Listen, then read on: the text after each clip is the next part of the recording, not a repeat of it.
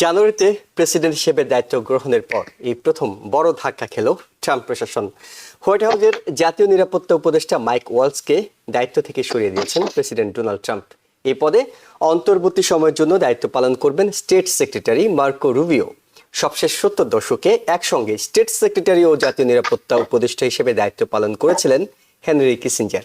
সামাজিক যোগাযোগ মাধ্যমে করা এক পোস্টে ট্রাম্প বলেছেন, জাতিসংঘে পরবর্তী ইউএস অ্যাম্বাসেডর হিসেবে ওয়ালসকে মনোনীত করবেন তিনি বলেন, আমাদের জাতির স্বার্থকে সর্বাগ্রে রাখতে কঠোর পরিশ্রম করেছেন ওয়ালস। মূলত নিরাপত্তা সংক্রান্ত সিগন্যাল গ্রুপে ভুলে একজন সাংবাদিককে যুক্ত করেন ওয়ালস। তখন তার পদত্যাগের দাবি উঠল, তাকে বরখাস্ত করেন এই ট্রাম্প। তবে শেষ রক্ষা হলো না তার। হোয়াইট হাউস ছাড়তে হলো নিরাপত্তা উপদেষ্টাকে। এদিকে নানা নাটকীয়তার পর অবশেষে ইউক্রেনের জ্বালানি ও খনিজ সম্পদকে যৌথভাবে কাজে লাগাতে একটি চুক্তিতে স্বাক্ষর করেছে আমেরিকা ও ইউক্রেন।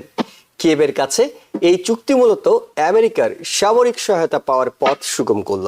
নবায়নযোগ্য জ্বালানি, প্রতিরক্ষা খাত ও ভারী শিল্প অবকাঠামোর জন্য অত্যন্ত গুরুত্বপূর্ণ গ্রাফাইট, টাইটানিয়াম ও লিথিয়ামের মতো বিরল খনিজ পদার্থের বিশাল মজুদ রয়েছে ইউক্রেনে। পুরো বিশ্বে যে পরিমাণ এই পদার্থ আছে তার একটি বড় অংশই ইউক্রেনে আছে।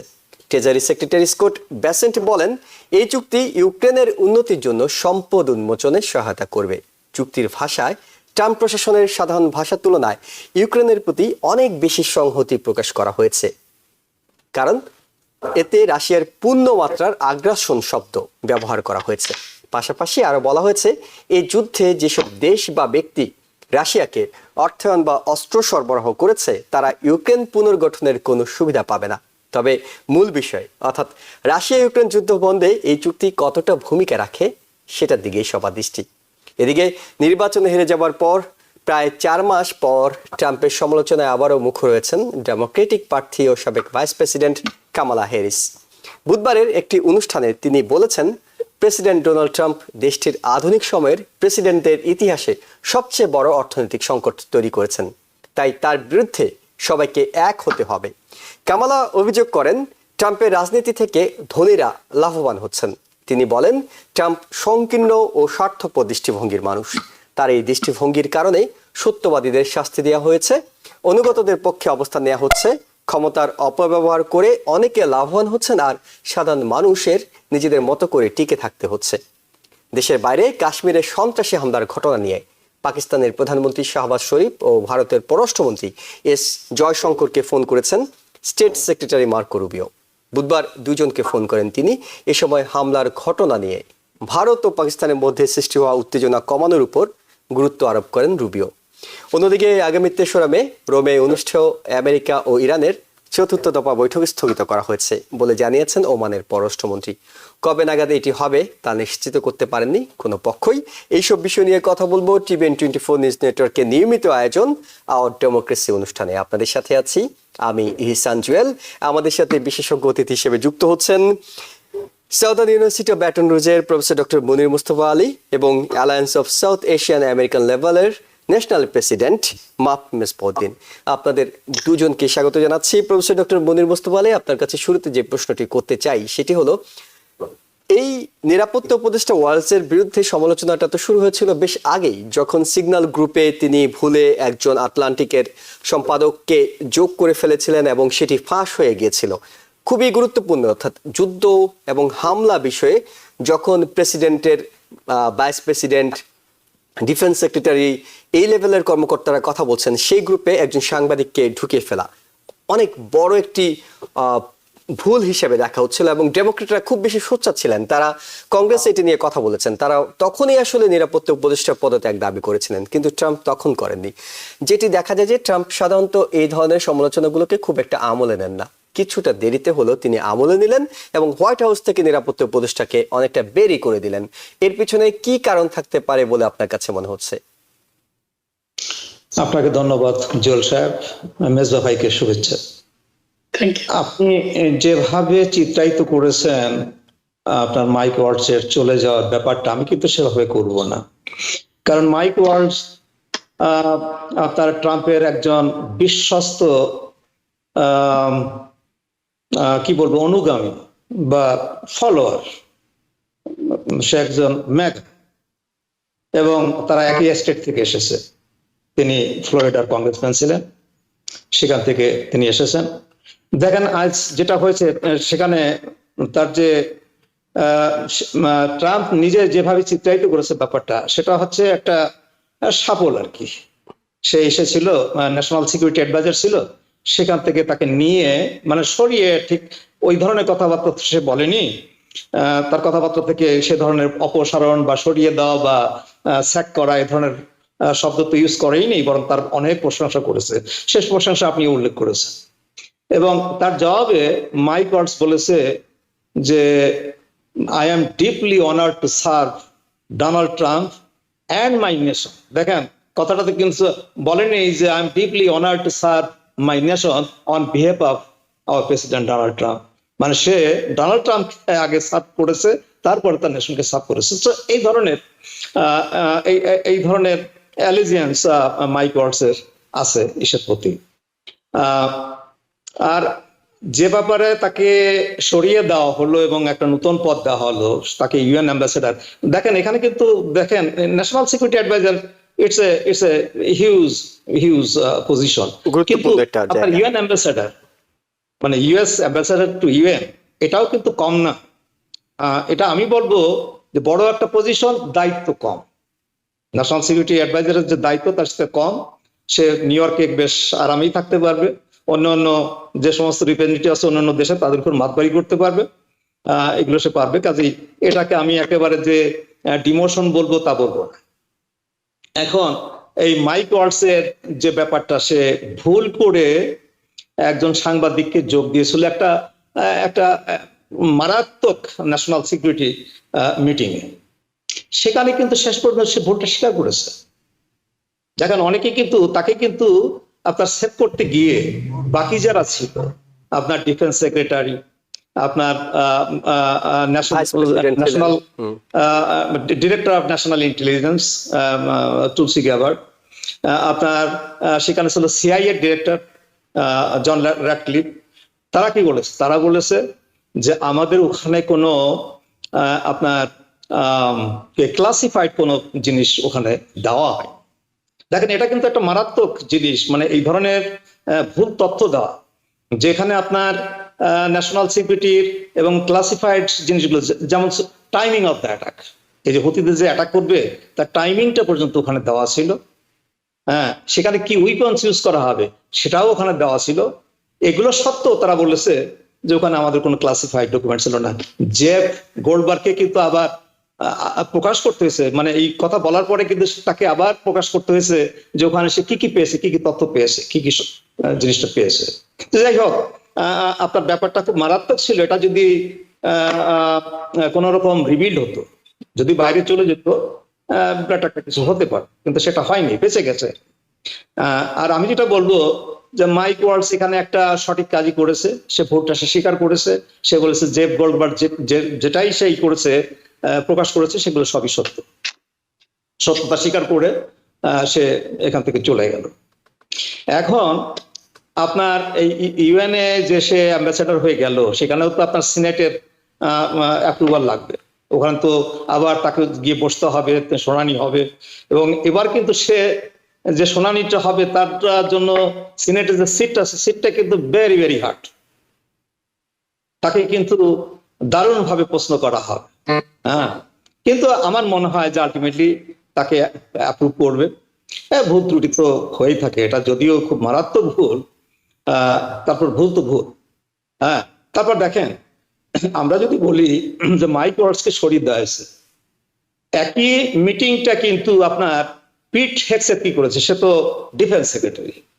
আমার তো মনে হয় যে ডিফেন্স সেক্রেটারি আপনার ন্যাশনাল সিকিউরিটি অ্যাডভাইজার চেয়েও বড় পজিশন। সে ফেনাগানের চিফ, আপনার বিশাল একটা ডিপার্টমেন্টের সে প্রধান। সে কি করেছে? সে এইটা তার ওয়াইফের সাথে শেয়ার করেছে, তার ভাইয়ের সাথে শেয়ার করেছে, আরো শুনেছি যে তার পরিবারের আরো কিছু সদস্যদের সাথে সে শেয়ার করছে। কিন্তু তার তো কোনো কনসিকুয়েন্স ভোগ করতে হয়নি এখানে। হ্যাঁ, এখানে আমার তো মনে হয় যে মাইক ওয়াটস আমি অতটা অযোগ্য ভাববো না, অতটা অযোগ্য ভাবার কোনো আমি কোনো ইয়ে দেখি না। কিংবা আপনাকে একটু মনে করে দিই যে যখন সেনেটে তার নমিনেশনটা আলোচনা হচ্ছিল তখন কিন্তু তেমন কোনো সমস্যা হয়নি কিংবা আপত্তি উঠেনি যতটা ডিফেন্স সেক্রেটারি নিয়ে উঠেছিল। সেটাই মানে আপনি যদি এই দুজনের মধ্যে তুলনা করেন, তুলনামূলক ভাবে মাইক ওয়াটস বেশি যোগ্য, পিট হেগসেটের কোনো যোগ্যতাই, এবং তারপরে তার যে যোগ্যতা নেই, যেটা যেটা নিয়ে সে এই পজিশনে এসেছিল, মানে যোগ্যতাহীন একজন ব্যক্তি যার প্রতি কারোই আস্থা ছিল না, এবং সে এখানে এসে প্রমাণ করেছে সে আসলে অত বড় একটা ফেনাগানের মতো একটা বিশাল ডিপার্টমেন্ট চালানোর মতো যোগ্যতা তার নেই।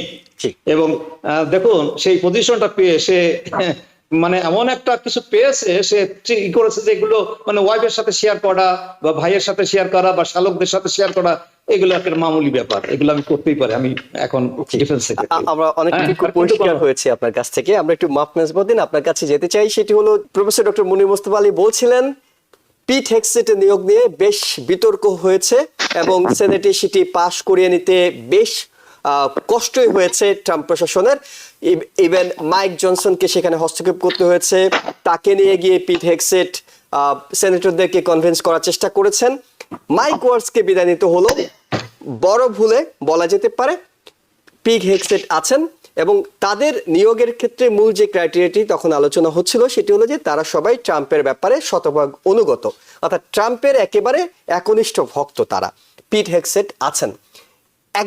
একটা উইকেট যদি আমরা বিবেচনা করি যে একটা উইকেট পড়লো, আপনার কাছে কি মনে হয় যে 3 মাসের মাথায় একটা উইকেট পড়ে যাওয়া ট্রাম্প তো আসলে বাধ্য না হলে কিংবা কোথাও না কোথাও এই বিষয়টি নিয়ে তিনি চাপে না থাকলে এই কাজটি হয়তো করতেন না, তিনি তার একেবারে বিশ্বস্ত একজনকে জাতীয় নিরাপত্তা কাউন্সিলের উপদেষ্টা থেকে সরিয়ে দিতেন না। আপনার কাছে কি মনে হয় সামনের দিনগুলোতে ট্রাম্প প্রশাসনের যেসব নিয়োগ নিয়ে আগে থেকে বিতর্ক ছিল তাদের উপরও একটা বাড়তি চাপ তৈরি করবে মাইক ওয়াটসের এই সরে যাওয়াটা? জি জি, ধন্যবাদ সবাইকে। প্রফেসর সাহেব অনেক ধন্যবাদ, উনি সুন্দরভাবে বলেছেন।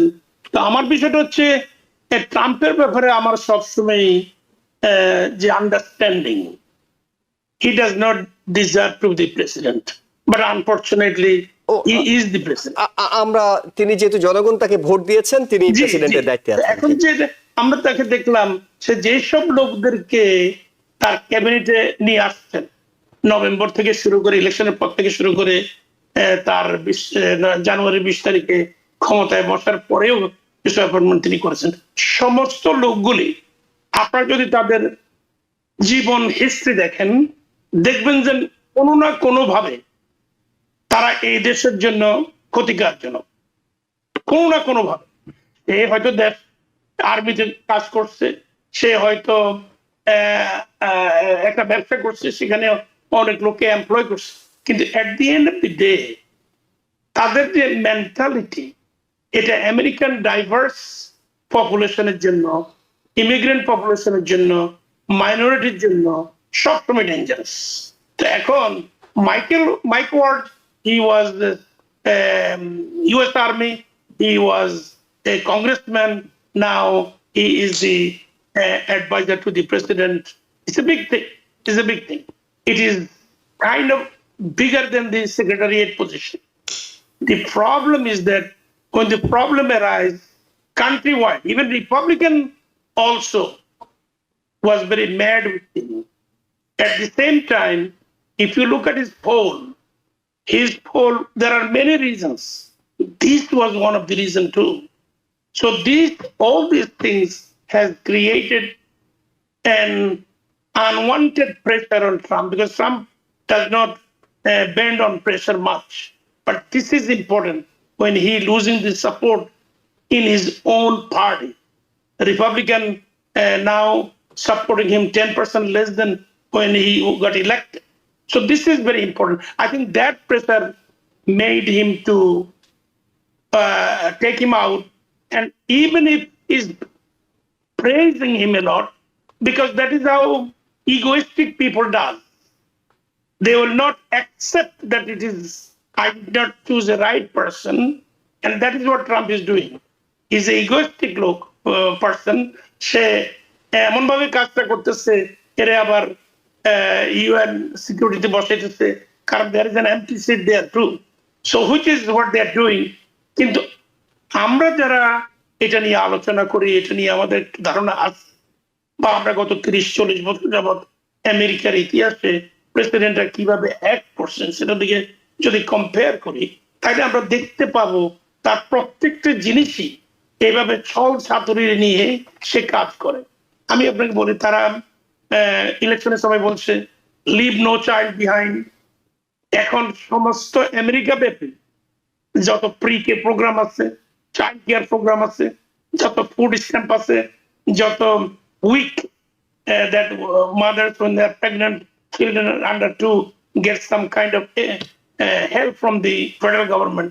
He's taking all that money out, but they are saying leave no child behind. So this is what is the reflection of Trump's failure even further by taking out Mike Waltz within 100 days. I think more are coming, and you will see there will be more changes. Even people in other division, department, commission who are heading, some of them are disaster, and it will happen soon. জি, আমরা অনেকটা পরিষ্কার উত্তর পেয়েছি আপনার কাছ থেকে। আপনার আশঙ্কার জায়গাটা আমরা বুঝতে পেরেছি। ডক্টর মনির মোস্তফা আলী, আপনার কাছে যে বিষয়টি জানতে চাই, ইউক্রেন প্রসঙ্গে যেতে চাই। ইউক্রেনের সাথে চুক্তির বিষয়টি গত ফেব্রুয়ারিতে হয়ে যেতে পারত। হোয়াইট হাউসে দুই প্রেসিডেন্ট যদি এবার তর্ক যুদ্ধে না জড়াতেন হয়তো হয়ে যেত। এখন জেলেনস্কি বলছেন ভ্যাটিকানের সবশেষ ট্রাম্পের সঙ্গে যে বৈঠকটি হয়েছে সেটির ফল হিসেবে একটি চুক্তি স্বাক্ষর গতকাল হয়ে গেছে। এই চুক্তিটিতে দুই দেশই বলছে যে তাদের স্বার্থ সংরক্ষিত হয়েছে। আপনার কাছে একটু জানতে চাই, এখন পর্যন্ত পুরো চুক্তির তথ্যগুলো জানা যায়নি, যেটুকু জানা গেছে কার স্বার্থ আসলে কতটুকু সংরক্ষিত হলো কিংবা চুক্তিটা কতটা ইতিবাচক হলো?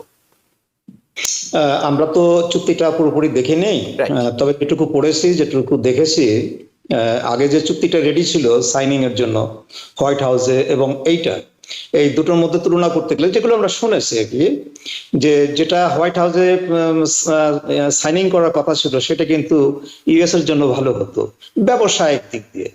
আমি অন্যদিকে বলবো না, ব্যবসায়িক দিক দিয়ে সেটা ইউএস এর জন্য ভালো হতো।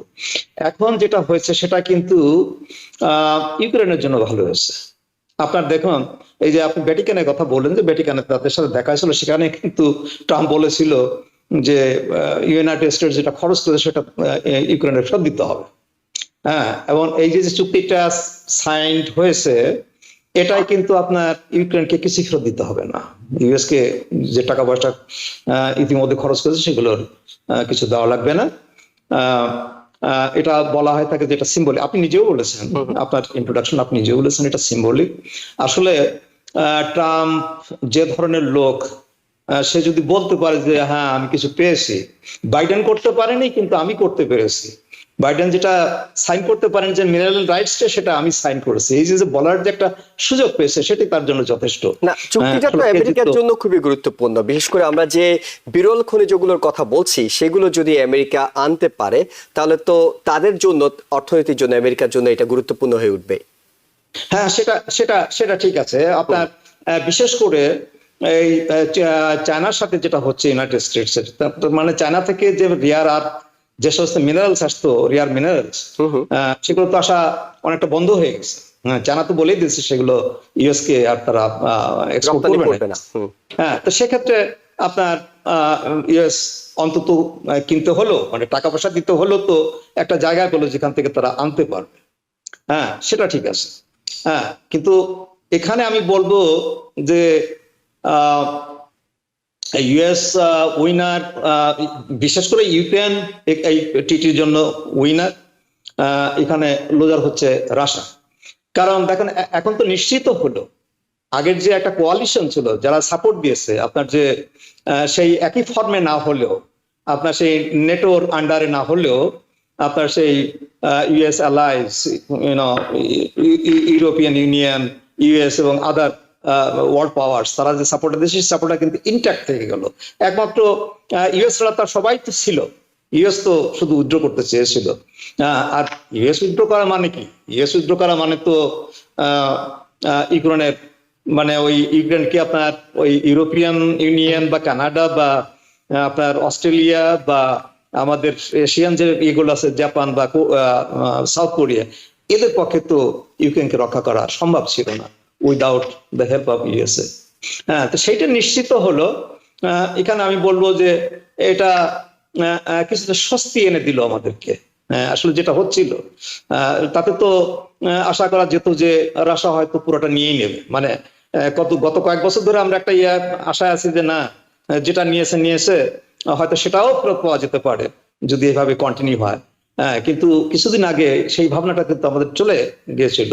আমরা ভেবেছিলাম যে হয়তো রাশিয়াকে আর রক্ষা করতে পারবেন, কারণ ইউএসএ যদি রাশিয়াকে সাপোর্ট দেয়, আপনার সেই ডাইরেক্টলি ইনডাইরেক্টলি যেভাবেই হোক না কেন, অথবা তাকে তাকে হেল্প না করুক, তারা যদি উইথড্র করে সেই ইউক্রেনের যে সাপোর্টটা ইউএস এর ছিল, সেটা উইথড্র করলে তো ইউক্রেনের কোনো উপায় থাকে না। এবং সেটা আমরা কিন্তু ইদানিং কালের যে যুদ্ধ বিগ্রহ হয়েছে সেটা থেকে আমরা করেছি যে ইউএসএ তারা ইন্টেলিজেন্স শেয়ার করেনি, যার ফলে দেখা গেছে যে ইউক্রেন অনেকটা হারার দিকে চলে যাচ্ছিল। তো সেদিক দিয়ে বিচার করতে গেলে এই টিডিটা ইউক্রেনের জন্য ভালো হয়েছে, আর ইউক্রেনের তো কোনো অপশন ছিল না এখানে। এখন কি সামরিক সহায়তাটা ফিরে পাবে? অর্থাৎ আমেরিকা যে সামরিক সহায়তা বন্ধ করেছিল ইউক্রেনে, সেটি কি এখন আবার নতুন করে এই চুক্তির কারণে আসবে? না, সেটা তো হতেই হবে। আপনার যে চুক্তিটা হলো যে মাইনারালস এর জন্য, সেই মাইনারালস এখন ওটা তো ইউক্রেনে তাদের ভূমিতে, তাই না? সেটাকে রক্ষা করতে হবে। তো সেটাকে রক্ষা না করতে পারলে আমরা সেটা কিভাবে আনবো? ব্যবসা বাণিজ্য এখন তো আমেরিকার সাথেই আমাদেরকে ইনভলভ থাকতে হবে। ওকে, তার তো কোনো অল্টারনেটিভ নেই। ওকে, মাহফুজউদ্দিন, আপনার কাছে জানতে চাই, প্রফেসর ডক্টর মনির মোস্তফা আলী খুব চমৎকারভাবে আমেরিকা এবং ইউক্রেনের ভূমিকাগুলো আনছিলেন। আমি একটু রাশিয়ার বিষয়টা আপনার কাছে জানতে চাই। সেটা হলো যে রাশিয়ার ব্যাপারে প্রেসিডেন্ট ডোনাল্ড ট্রাম্প প্রচন্ড আত্মবিশ্বাসী ছিলেন। তিনি বলছিলেন যে 24 ঘন্টার মধ্যে তিনি যুদ্ধ বন্ধ করতে পারবেন। ওই আত্মবিশ্বাস থেকে তিনি বলেছিলেন যে রাশিয়ার সঙ্গে তার একটা ভালো সম্পর্ক, বিশেষ করে পুতিনের সঙ্গে, ভ্লাদিমির পুতিনের সঙ্গে। এবং শুরু থেকে তিনি পুতিনের প্রশংসা করছেন, কিন্তু সাম্প্রতিক সময়ে গত এক সপ্তাহ ধরে যদি আপনি দেখেন, তিনি পোস্ট দিয়ে বলছেন ভ্লাদিমির স্টপ। এবং তিনি সবশেষ 100 দিন উপলক্ষে এবিসি নিউজে যে সাক্ষাৎকারটি দিয়েছিলেন, সেখানে তিনি বলছিলেন তার কাছে এখন মনে হচ্ছে পুতিন তাকে কোনো একটা ট্র্যাপে ফেলছে, পুতিন সময় ক্ষেপণ করছে। অর্থাৎ পুতিনের ব্যাপারে তার সেই আত্মবিশ্বাস তো গিয়েছেই, অনেকটা তিনি এখন সন্দেহের চোখে পুতিনকে দেখছেন। এই অবস্থায় রাশিয়া আসলে কি করবে, কিংবা ইউক্রেন রাশিয়ার শান্তি চুক্তির ভবিষ্যৎ আপনি কি দেখছেন? রাশিয়ার তো in good position, Russia is in good position, right. এর কারণ হচ্ছে রাশিয়া ক্রিমিয়া দখল করছে 2014। এই সাম্প্রতিক লাস্ট 3 বছরের যুদ্ধে তারা রাশিয়ার ইউক্রেনের 5টা টেরিটরি তাদের আন্ডারে আছে। আজকে যদি যুদ্ধ বন্ধ হয়ে যায় আর টেরিটরি যদি রেখে দিতে হয়, যেটা ট্রাম্পও বলছে, ইভেন আমার মনে হয় ইউক্রেনের হ্যাজ নো চয়েস, তাহলে মানে almost half of the Ukraine is now with Russia and Putin. So what I am saying that in this case, whatever Trump thinks যে সে রাশিয়ার সাথে তার মতো চুক্তি করার মতো পৃথিবীতে আর কেউ নাই, he is the art of the deal maker, which means nothing. If you remember, during his business life, he filed bankruptcy 6 times. So that means if you are out of a deal, you don't have to file bankruptcy. That's clear to me. That is why I did not vote. I opposed it. But he's there. So with Russia, America in this case, in Ukraine case, cannot win. Even after this sign was done that Ukraine minerals will come to the US for exchange of the war cost and other things and so on. And also, we know that the rebuilding reconstruction fund. So reconstruction fund has to be created to reconstruct Ukraine. So the price and money will come from these minerals. And these minerals will not be ready to bring to US in next 5 to 6 years. Trump will be gone by that time. So this, যে চুক্তিটা স্বাক্ষর করা হয়েছে, this is only a book bill. In other words, Trump can say, oh, I finally fighting with Zelensky in the White House. Everybody saw that. What a shame. এখন finally Zelensky came back and signed. And it gives Zelensky upper hand. whatever the upper hand, if Trump follows the clauses, because he very soon he's going to realize that next 5 to 6 years he's not going to get any materials, any minerals, because it is not humanly possible to take out মানে those 5 বছর minerals. পরে হলো তো তিনি পাবেন, তিনি তো আর এটা তিনি এখন পেলে পাবেন না, ট্রাম্প আমেরিকা টাওয়ারে পাবে। নিয়ে আসতেন না, তিনি আমেরিকা অর্থনীতিতেই সেটা যোগ করতেন, 5 বছর পর তো আমেরিকা কিন্তু পাবে। তারা ওই যে রিকনস্ট্রাকশন ফান্ড যেটা, সেখানে যেটা তারা চায়না থেকে যে ধরে আনতো, সেই ধরনের একটা কস্ট মাধ্যমে সেখানে রেখে আসতে হবে। এরপরে যে ইউক্রেনের যে সিকিউরিটির ব্যাপারে যে clause, they kept one thing open, that if Ukraine become the member of NATO, I think America will be more reluctant, because NATO will take over that security. And that is what they should do, so that they don't have to alone spend tons of money, millions of money. Let Europe be part of it. Let other NATO countries be part of it, so that Ukraine get the security. Russia got to stop after 5 territory and Crimea, and war got to stop. I don't know when, and that is the only way is এই যুদ্ধ থামবে। এছাড়া আমার আর কোনো, আমি রাশিয়ার পক্ষ থেকে কোনো সমাধান দেখি না। ওকে, প্রফেসর ডক্টর মনির মোস্তফা আলী, আমরা যদি ব্যক্তিগতভাবে বলি তাহলে বলতে হবে যে টেক দুনিয়ার বিস্ময়কর একটা প্রতিভা ইলন মাস্ক। আমরা মাইক ওয়াটস নিয়ে আলোচনা করছিলাম, ট্রাম্প প্রশাসনের খুবই গুরুত্বপূর্ণ একজন ব্যক্তি। ইলন মাস্ককে নিয়েও আমরা একটু আলোচনা করতে চাই, তবে সেটি ব্যক্তিগত নয়, রাষ্ট্রীয় স্বার্থে। এই কারণে যে ড্রজের মতো একটা গুরুত্বপূর্ণ জায়গায় তাকে দায়িত্ব দেওয়া হয়েছে। আমরা থেকে বিভিন্ন রকম বক্তব্য তার ব্যাপারে শুনছিলাম। কখনো বলা হচ্ছিল যে তিনি একটা সুনির্দিষ্ট দায়িত্বে এসেছেন, শুরুতে বলা হচ্ছিল তিনি রাষ্ট্রীয় কোনো কর্মকর্তাই নন, পরবর্তীতে বলা হয়েছে তাকে একটা নির্দিষ্ট দায়িত্ব দেওয়া হয়েছে, দায়িত্ব শেষ করে তিনি তার ব্যবসা প্রতিষ্ঠানে ফিরে যাবেন। আবার কিছুদিন আগে শুনলাম প্রেসিডেন্ট ট্রাম্প বলছিলেন তিনি যতদিন ইলন মাস্ক মনে করেন তিনি থাকবেন, তিনি ততদিন দায়িত্ব পালন করে যাবেন। ইলন মাস্কের ব্যাপারে অনেকের মধ্যে প্রতিক্রিয়া দেখা যায়। আমরা দেখেছি বিভিন্ন যে বিক্ষোভগুলো হয়েছে বিভিন্ন শহরে, আমেরিকার তো বটে, পৃথিবীর বেশ কয়েকটি দেশের শহরেও সেটি হয়েছে। সেখানে ট্রাম্পের সাথে সাথে আরেকজন ব্যক্তি আলোচনায় এসেছে, ইলন মাস্ক। সেই ইলন মাস্ক প্রেসের মুখোমুখি হয়েছে, তার বক্তব্যটাও হয়তো আপনি দেখেছেন। আমি একটু ইলন মাস্কের ভবিষ্যৎ কিংবা ইলন মাস্ক কেন্দ্রিক আমেরিকার ভবিষ্যৎ একটু আপনার কাছে জানতে চাই। আমি তো ওই যে ইলন মাস্ক, আমি ওই যে আপনার স্ক্রিনে দেখছি আর কি, কিভাবে লাফালাফি করছে, ওই যে নাচছে করছে, এটা দেখে তো আমার মনে হয়েছে যে ওই মানে ইলন মাস্ক আর ডোনাল্ড ট্রাম্প কয়েনের এপিট আর ওপিট, মানে এ তো দুই পাগলার হোয়াইট হাউস। ইলন মাস্ক বা ইলন মাস্কের মতো বিলিয়নিয়াররা ভেবেছিল যে ট্রাম্পকে ইউজ করে তারা তাদের বিলিয়নটা আর একটু বাড়াবে আর কি। সেটা যখন দেখলো যে সেটা আর হচ্ছে না, এখন সে চাচ্ছে যে, আবার একটা রিউমার উঠেছে যে আপনার টেসলা তাকে সিও পজিশন থেকে সরিয়ে দিয়ে অন্য কাউকে সিও করবে, কারণ ইনভেস্টররা তো আর টাকা লস করতে চায় না। এখানে তো আমার বোধহয় আপনার টেসলার শেয়ার প্রাইস হয়তো 40-50% নিচে নেমে গেছে।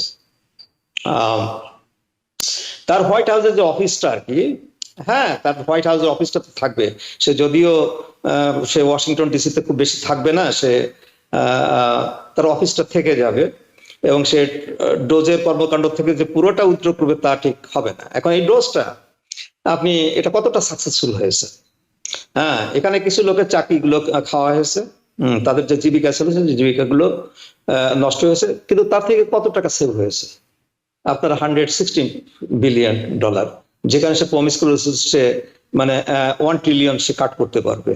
আপনার এই যে গভর্নমেন্টের যে অপচয় আছে, গভর্নমেন্টের যে ওভার এমপ্লয়মেন্ট আছে, সেগুলো কেটে সেটে সে 1 ট্রিলিয়ন করতে পারবে। সে করেছে কত? 160 বিলিয়ন। সে 160 বিলিয়ন করতে গিয়েও তার তো খরচ হয়েছে, তাই না? খরচ হয়েছে না আপনার? তার সেই স্টাফ কত কিছু, একটা নতুন ডিফ্যাক্টো একটা ডিপার্টমেন্ট তৈরি করা হয়েছে। হ্যাঁ, তো সেখানে আসলে এই ডোজের যে সাকসেস, এটাকে তো মানে ফেইলিয়ার ছাড়া সাকসেস বলা যাবে না। এটা একদম একটা কি বলবো, এটা একটা মানে এটা তো আসলে 100 দিনের কথা আপনি বলছেন, সামনে তো আরো অনেক দিন পড়ে আছে। আমি এর কোনো ভবিষ্যৎও দেখি না। হ্যাঁ, এটা এই যে যেমন মেজবা ভাই বললেন যে কতগুলো জিনিস এই যে কাটছাট হচ্ছে, যেগুলো গরিবদের জন্য, যেগুলো এমনি সাধারণ পাবলিকদের জন্য, মানে লয়ার মিডল ক্লাস থেকে গরিবদের জন্য, সেই সমস্ত প্রোগ্রাম থেকে কাটাছাটা হচ্ছে। এগুলো দেশের জন্য আমি তো বলবো না যে এটা খুব ভালো হয়েছে। হ্যাঁ, এবং সে কিন্তু আজকে একটা প্রেস কনফারেন্স করেছে। আজকে করেছে না কালকে করেছে? কালকে করেছে। কালকে করেছে। সে তো মোটামুটি ওই ফক্স নিউজ ছাড়া আর কোথাও তো সে মানে কথা বলতেও যায়নি। সে কতগুলো প্রেস ডেকেছে। এখন আমার মনে হয় সেইগুলো করছে তার টেসলা সেভ করার জন্য। হ্যাঁ, কারণ টেসলাও তো এই যে মানে লাস্ট কোয়ার্টারের যে রিপোর্ট আসছে সেটাও তো খুব একটা ভালো আসেনি, খুবই খারাপ আসছে। সেলস একদমই কমে গেছে টেসলা গাড়ির। এবং এটাকে বোধহয় সেফ করার জন্য যে একটা সংবাদ সম্মেলন করলো এবং সেখানে সে নিজেকে মানে বুদ্ধার সাথে তুলনা করেছে। হ্যাঁ, সেখানে তাকে বোধহয় প্রশ্ন করা হয়েছে যে তুমি যদি চলে যাও তাহলে ডোজ চলবে কিভাবে, ডোজের এই যে তুমি যে করেছিলে, প্রমিস করেছিলে, এগুলো কিভাবে ফুলফিলড হবে। সেখানে সে বলেছে যে বুদ্ধা নেই তাই বলে কি বুদ্ধিজম নেই? হ্যাঁ, বুদ্ধিজম তো তার মৃত্যুর পরে আরো বেশি সম্প্রসারিত হয়েছে। কাজেই ডোজ আমি থাকলেও আমি যেটা শুরু করে দিয়েছি এটা চলতেই থাকবে। হ্যাঁ, এর সাকসেস স্টোরি আপনারা ভবিষ্যতে জানতে পারবেন। হ্যাঁ, তো ব্যাপার হলো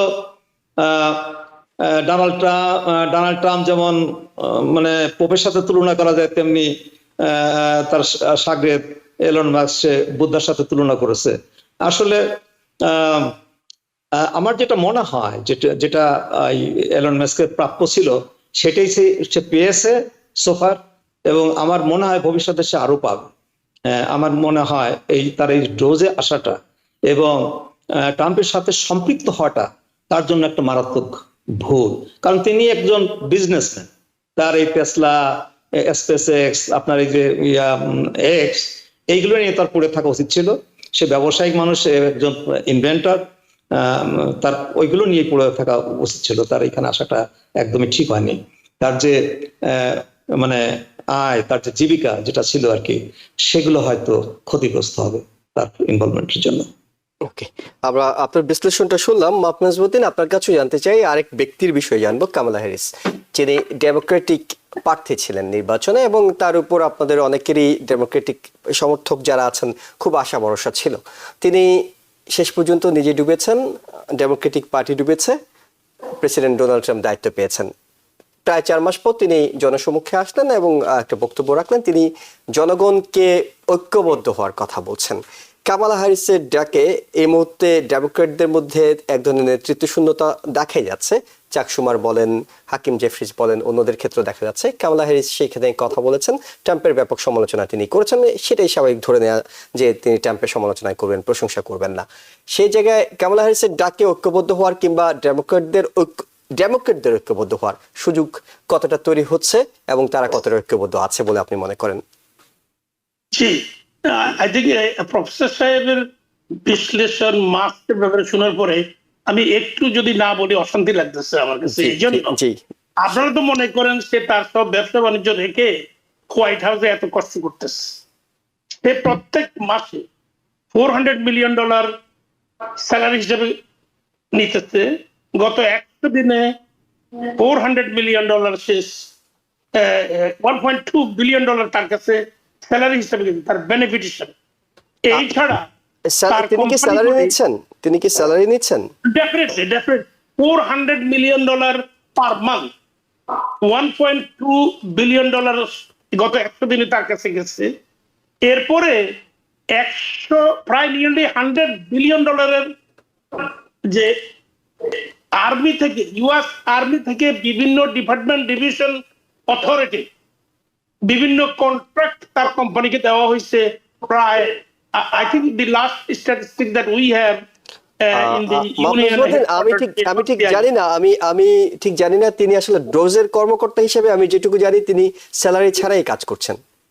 এটা ডোজের ব্যাপার, উনি নিচ্ছেন রিনিউমারেশন, বিকজ মানে ট্রাম্পের যুক্তি হচ্ছে, আপনি লক্ষ্য করেছেন কিনা, সে ট্রাম্প এবং তাদের এই দুজনের ভিতরে একটা কারসাজি চলছে, একটা সম্পর্ক এমন ভাবে চলতেছে যাতে করে ওদের ব্যাপারটা হচ্ছে এই, আপনারা এই ট্রাম্প এবং মাস্ককে বুঝতে গেলে এভাবে বুঝতে হবে, এদের তো মোটামুটি এরা বিলিয়নিয়ার। রাইট। এই বিলিয়নিয়ার এবং সে $247 বিলিয়ন ওন করে সারা পৃথিবীতে সে রিচ, কিন্তু he could not resist that American budget is $6.5 trillion. That is the only reason he came into the budget area and also now saving the job. What? Saving American money from the West. What they have done? Over 100,000 people they laid off so far. All of them are genuine সরকারি কর্মচারী এবং এদের একটা family আছে, এদের ছেলেমেয়েরা কলেজে যায়, এদের বাড়িতে বাড়ি আছে, বাড়ির মর্গেজ আছে কিংবা রেন্ট আছে। সমস্ত লোকগুলিকে রাস্তায় নামাই দিল, তাই না? এইমাত্র তারা বাজেট যেটা হাউসে অ্যাপ্রুভ করছে, সেই বাজেটে $2.3 ট্রিলিয়ন ট্যাক্স কাট প্রপোজ করা হয়েছে। সে বলছে ইলেকশনের সময় গরিব এবং মিডল ক্লাসের জন্য ট্যাক্স ক্রেডিট দিবে এবার, কারণ এর আগেরটা দিছিল রিচদের জন্য $1.3 trillion. Only top 2% American got that benefit. The 98% poor like us, poor of us are on this screen. We got nothing from it. So this time his budget says $2.3 trillion top, মানে poorest 25%. মানে যত immigrant, যত মুসলিম, যত black, যত African, তত Latino, আমরা এই 25%। আমরা যদি একটু কামালা হ্যারিসের প্রসঙ্গে আসি, আমাদের সময় শেষ হয়ে যাচ্ছে। 25% will be paying 4.6% more in taxes next year from next year January. এভাবে আস্তে আস্তে 95% তো entire American population will pay more taxes, except from 5% will get a refund. So this is his tax cut, and that is why this year budget is only $5.8 trillion. They are cutting Social Security, Medicaid, Medicare. Now Kamala Harris came after 100 days. I think she failed again, and she gave me the message that she will not be the presidential candidate again, because in her speech there is no mission, there is no vision. If a politician cannot define a mission for his own and a vision for the country, he should not run. And that is what he did. She ran last time by virtue of the default. Biden has to withdraw. She's the vice president, naturally going to her. I think Democratic Party must do better. They must do the politics of inclusion. They call that minority will become majority in 2052. But they're not doing anything for the minorities. So, Professor Ali should be somewhere in the rank of Democratic Party today. I should be somewhere in New York State Democratic Party today. Unfortunately, we are not. So this party cannot survive until what they say, they don't do it. If you are saying that minority is the diversity, is the one taking over, and you are not valuing us, it will be same thing as the Republican talk about family value, but they don't give the family value. Make America great again means poor are poorer, the rich are richer. America first. America first means America last, as you can see. And then he announced Liberation Day. What do you mean by Liberation? He's only talking about the white. He just said that if you have more children, up to 6 children, he's going to give you earned income credit. But he's cutting the present earned income credit that democratically started 30 years ago. So people, those who are voting, unfortunately, these white people, 76 million this year, voted for him. They don't have that much anything to offer. I think God bless them. They need to understand the guy talks and he lies. Last time he lied 30,000 times, proven lies. These 100 days, he already lies 14,000 times. I don't know where he goes. So with that note, I think Democrat Party to take a different look, bring the politics of inclusion, bring the diversity into their party, and make us protest him, rally him, demonstrate against Trump every day, everywhere, in every city, in every county, in every town in America. Only then the power will come to us. Otherwise, he's going to run again. অনেক ধন্যবাদ professor doctor মুনির মোস্তফা আলী এবং মাহফুজ মেজবাউদ্দিন। আমাদের আরো দুই একটি বিষয় ছিল আলোচনা করার জন্য, কিন্তু আমাদের সময় শেষ হয়ে গিয়েছে। আমরা ইরান এবং কাশ্মীর ইস্যুতে আলোচনা আজকে করতে পাইনি, হয়তো পরবর্তী দিনে আবারও করব। আপনাদের দুজনের মূল্যবান সময় এবং মতামতের জন্য অসংখ্য ধন্যবাদ, এবং ধন্যবাদ জানাচ্ছি দর্শক যারা এতক্ষণ আওয়ার ডেমোক্রেসি অনুষ্ঠানে আমাদের সঙ্গে ছিলেন।